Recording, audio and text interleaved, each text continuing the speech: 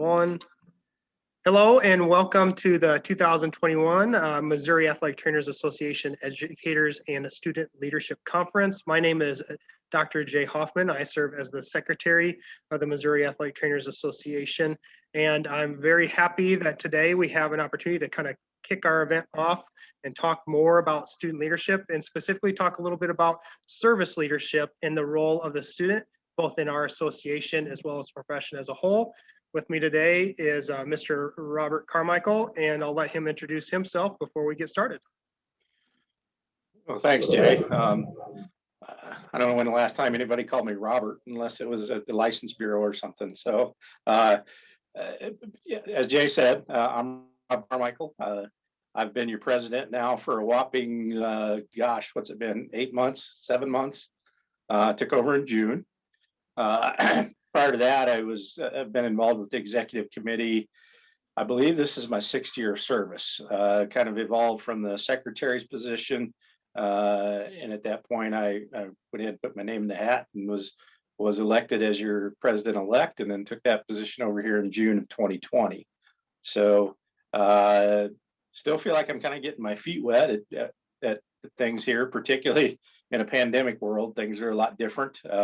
I've joked with some people that I think I'm going to become known as the virtual president, but I guess at least you get to see my face and listen to me talk a little bit. So thanks for having me, Jay, and thank God you gave me a little bit of a preview of some of the questions, because it actually took a little preparation. So, all right. Well, with that said, Mr. Carmichael has kind of segued in for me. So I have 5 questions prepared for the president, and we'll kind of start off with a kind of general question. In your eyes, what do you think service leadership is? Service leadership is a term that I think we all encompass now, and you obviously being an educator and me working with you, it's one that we use a lot on our campus, and it's one of those terms that I think sometimes is hard to describe and to understand. And as I thought about it a little bit, it's almost difficult really to understand it until you've been a little bit of a part of it, and you see maybe some of the outcomes that have occurred. And what I mean by that is, having been involved with the executive committee for a number of years now, we're finally starting to see some of the fruits of our labor, and having conversations with some of our members and the positive impact that some of the things that we've done, particularly talking about things such as the Practice Act improvements, and what it's allowed them to do. And that's where you realize it's not about you, it's about the big picture. It's about servicing your organization, trying to make things better for your membership. Hopefully when it's all said and done, kind of leaving things just a little bit better than what you found it. And as I was looking at some things when you threw that term out there, there's a couple things that stuck in my mind. One thing I was looking at is it a trait versus a behavior? And, I didn't dig deep enough into it to see what the experts really feel about that. But to me, there's probably a small few of us out there who are born with that trait of service leadership, where we just know that person is there to help others, to do the things that are right for the betterment and from the benefit of others, rather than be self-serving. And that, I'll hit another point there in a second. I think for a lot of the rest of us, myself there included, it's more of a behavior that we see those in front of us, our predecessors, doing things and knowing that they're not doing it for selfish reasons, that they're not doing it for themselves.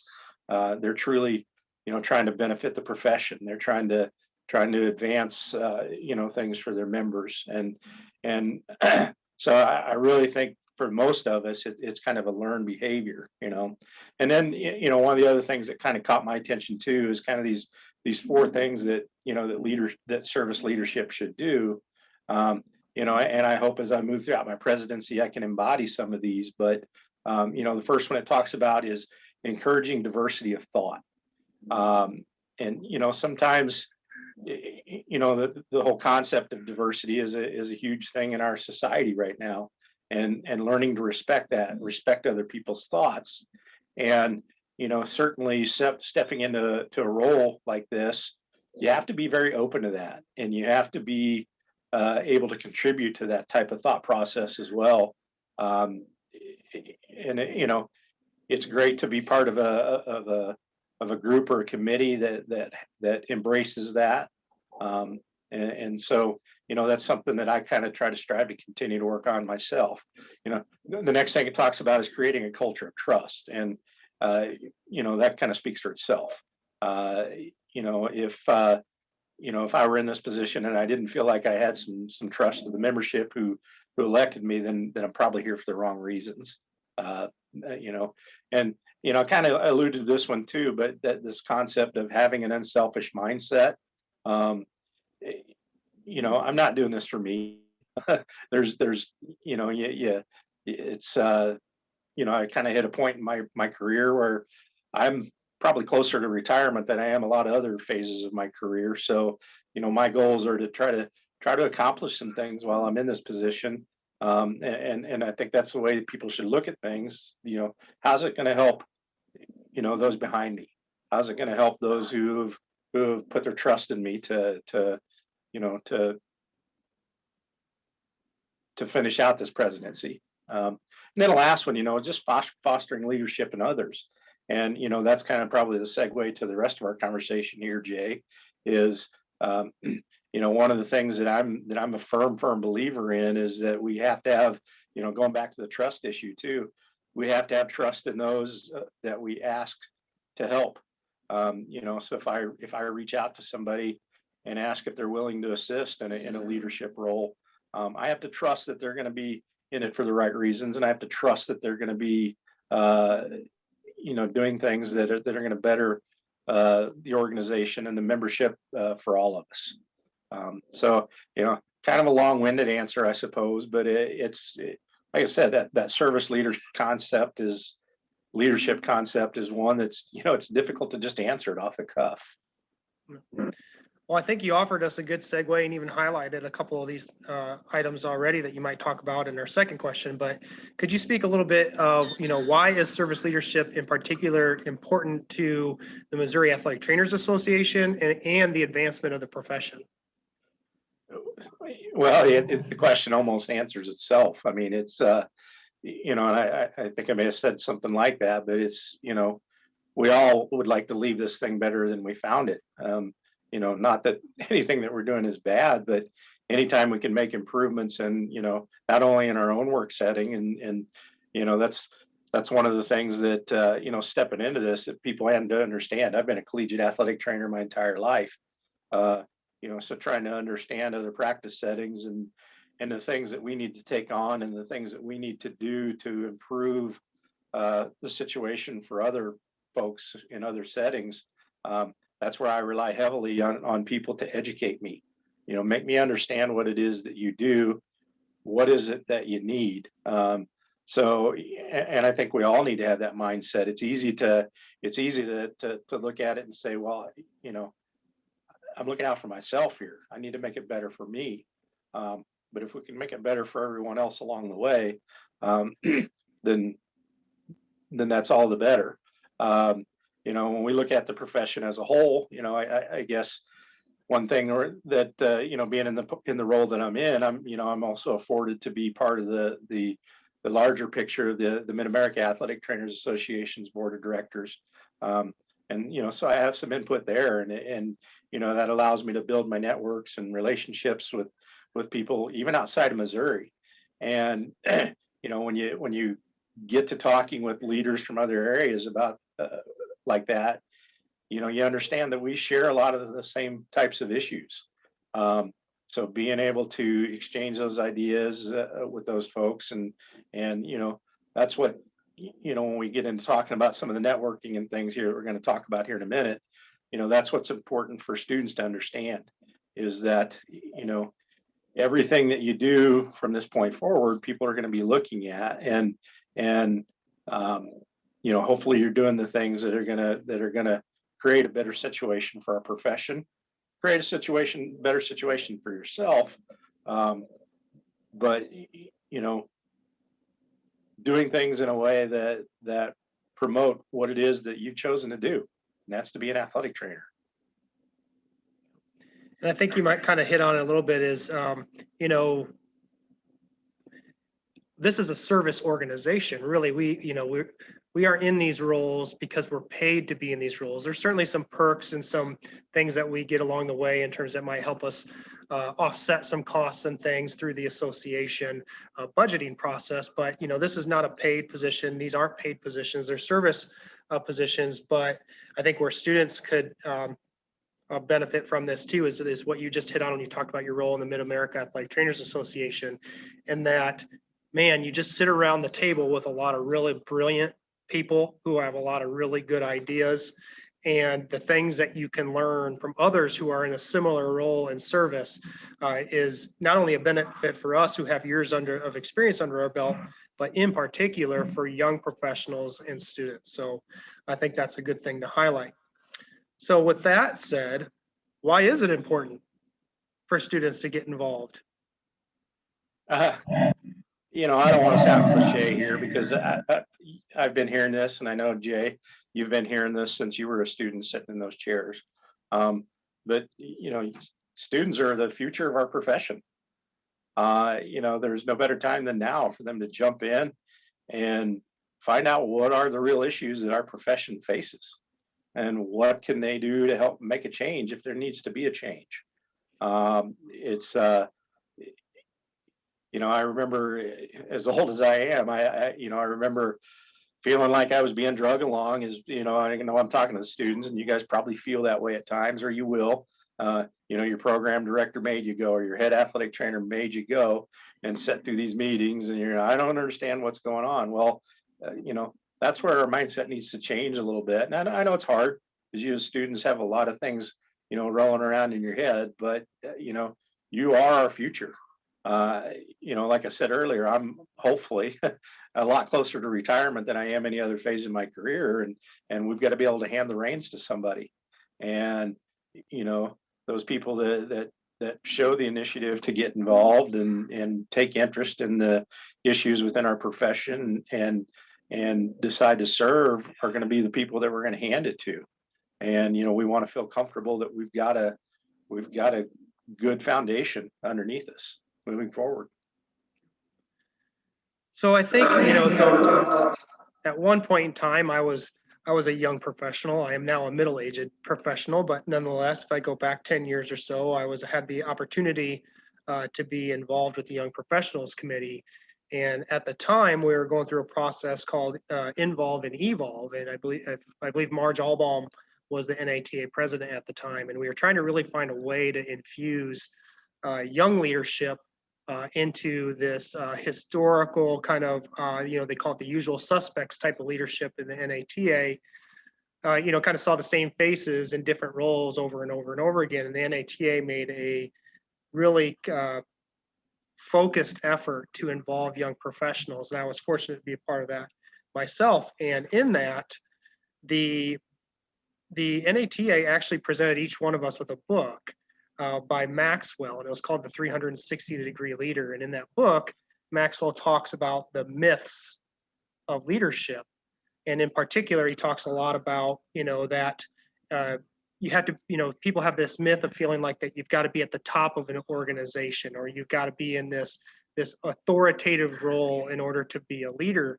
And that's not necessarily the case. So with that kind of in mind, that premise, this idea that it's not top-down leadership, instead looking at it from the eyes of a young professional, or looking at through the eyes, in this particular case, of a student, how can they lead kind of up or across the organization, being on those kind of early years of their career? That's a very good question, Jay. And it's and I remember being in their chair, and sometimes it's probably the nerves or lack of confidence in going up to somebody and talking to them and sharing your ideas with them. But one thing that I'd like them to understand is there's nothing further from the truth. There's no reason to be intimidated if you see me walking down the hallway at a meeting. I want you to walk over and introduce yourself to me and say hello. And if you've got ideas, or if you've got issues that you feel like need to be dealt with, let's discuss them. It's Jay, you and I kind of had the conversation previous to getting online here. One of the things is within my staff. I'm kind of the old dog that has a hard time learning new tricks. But thankfully, I've got a young, energetic staff that are constantly wanting to do new things and to learn new things.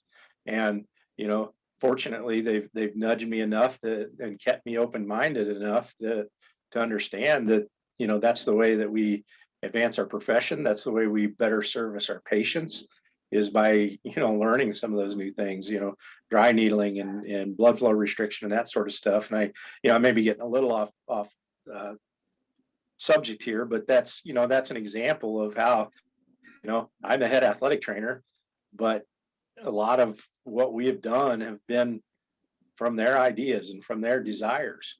And so I think you can carry that over into any organization. That's the reason that we have the variety of committees that we do.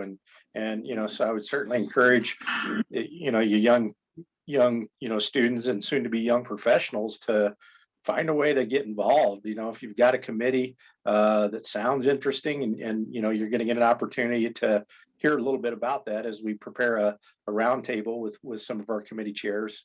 At some point, at least, you're going to get an opportunity to hear what some of those committees do, and what their work and what their purpose and what their goals are. So if you hear something there that strikes your fancy in terms of an area of interest, reach out, get involved. I was in your shoes. I remember walking down the hallway and seeing all the people in the fancy green coats, which, if you don't know, that's NATA Hall of Fame, and all the name tags and badges strung all over their jackets. And it's like, I don't have any business going to talk to that person. And they said it then, and I had a hard time believing it until I'm in the position that I am now. There's nothing further from the truth. There's nothing more that any of us would like than for you guys to come over and share your experiences with us. And you're going to be surprised. We talk to our students all the time here at Culver Stockton about how small a community athletic training is and how small of a world it is. And if you walk up and introduce yourself, there's a good chance that I'm going to know somebody that you're familiar with or that you've worked with or something of that nature. And that's an excellent way to kind of, and I know networking is going to be part of our presentations as well. So I'll touch on that a little bit more here in a minute, I think. But that's an excellent way to build that rapport and to continue that network. But just find ways, give us your ideas, give us your thoughts. Because like I said there at the beginning with service leadership, one of the things that we got to try to do is encourage diverse thought. And who better than to provide some of that diversity than you guys at times? Because again, this is going to be your profession. You're going to be the leaders someday. So hopefully you have visions of what that's going to look like and where you want it to go.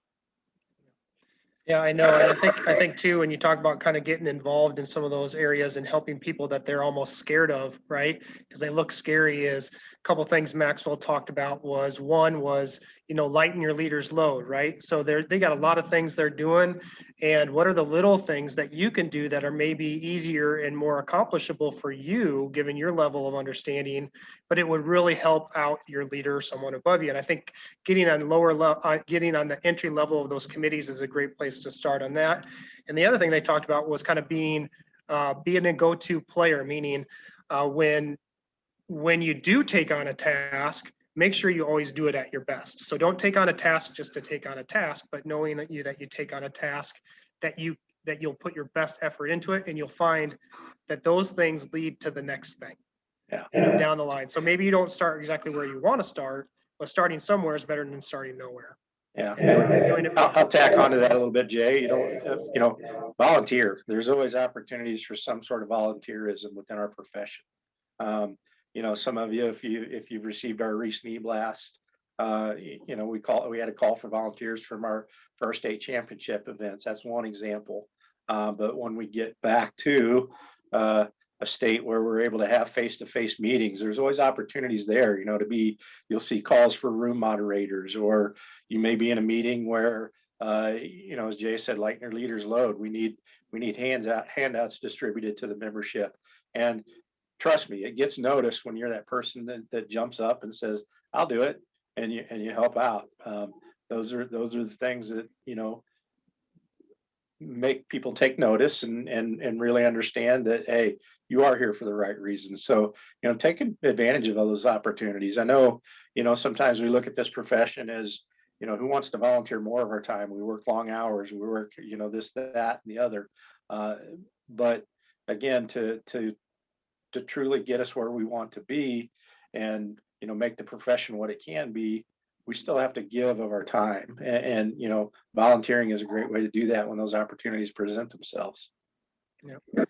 Well, we're kind of move on to our last phase here of our interview. And I think hopefully along the way, the students that were listening to this have been doing some active reflection and thinking about maybe how they can get more involved. But being an educator and being involved in a assessment, I always like the idea of action, right? So it's one thing to reflect and acknowledge the areas we can improve, but it's the other thing to take action and kind of what's the next step, right? Putting one foot in front of the other. So if you had just 3 tips or 3 pieces of advice for students, how could they get involved today?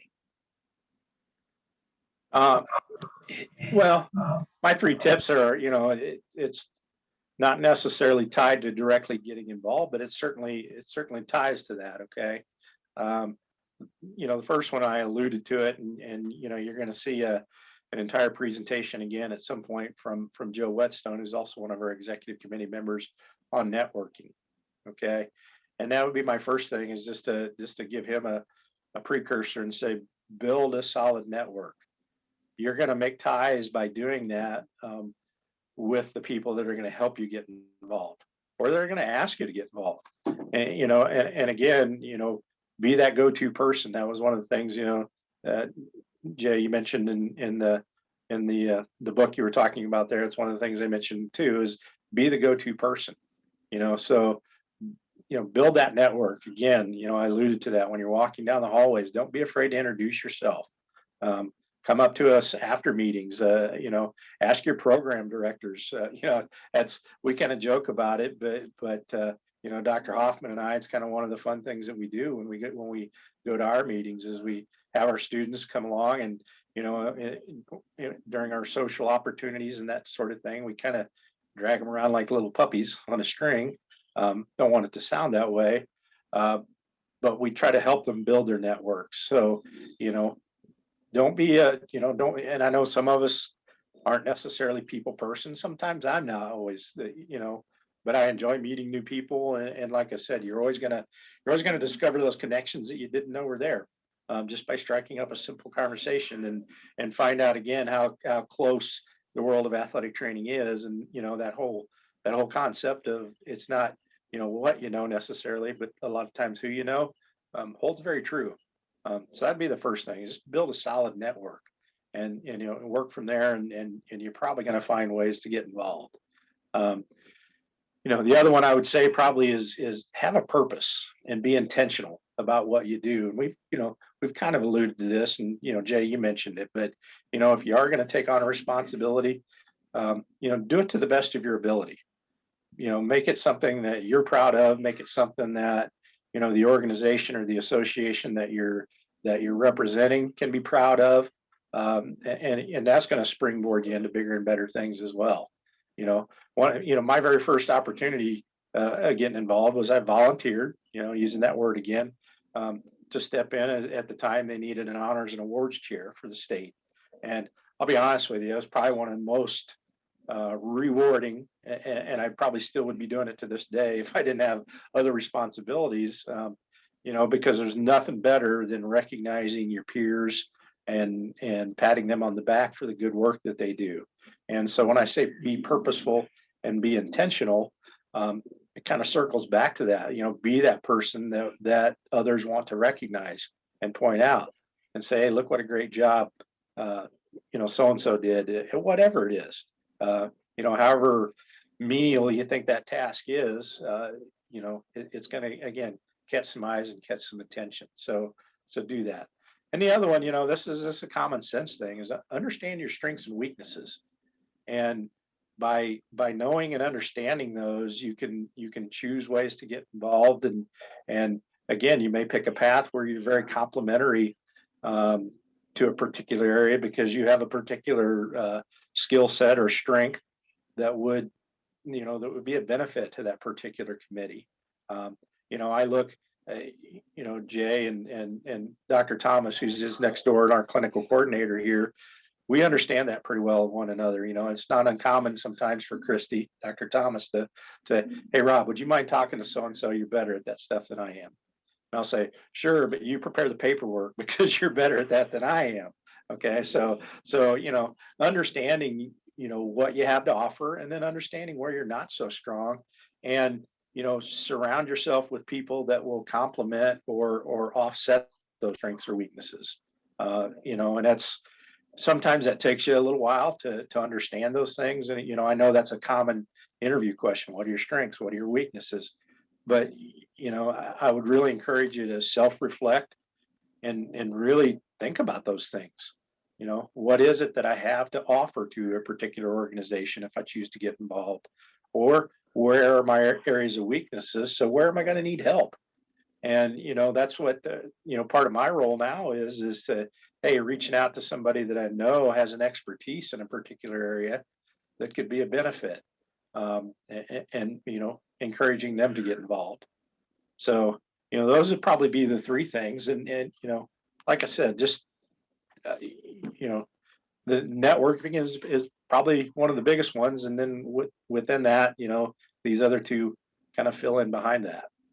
Yeah, it kind of brings into light. I remember you talking about being diverse in your thought as you talked about service leadership and being one of those 4 concepts. And, you also talked about then as you kind of bookended it here at the end, and you talked about knowing your strengths and weaknesses.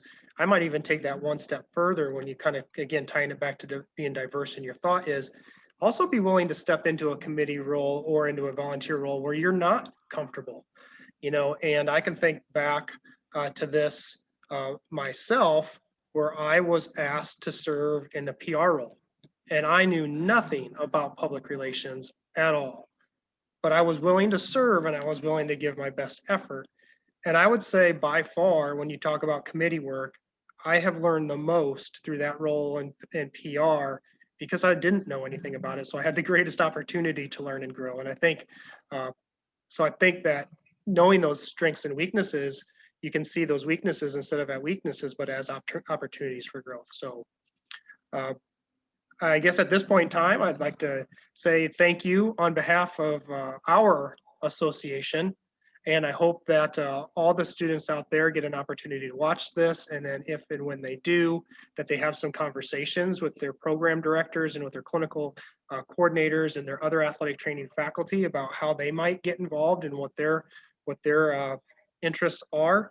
And then I'm sure they can contact you at any time if they want to get involved. So unless you have any closing thoughts, I think we'd like to conclude our interview and thank you for your time.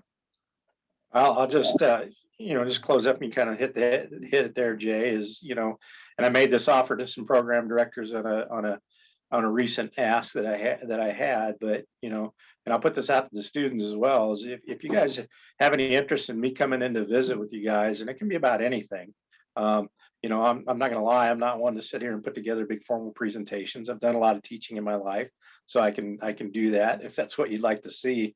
But if you just want me to come in and let's sit down and have an informal conversation, about the organization and about volunteerism and about those things, I would love to do it. So, you guys can reach out to me individually or have your programs reach out to me, your program director, reach out to me, and we'll see what we can make happen.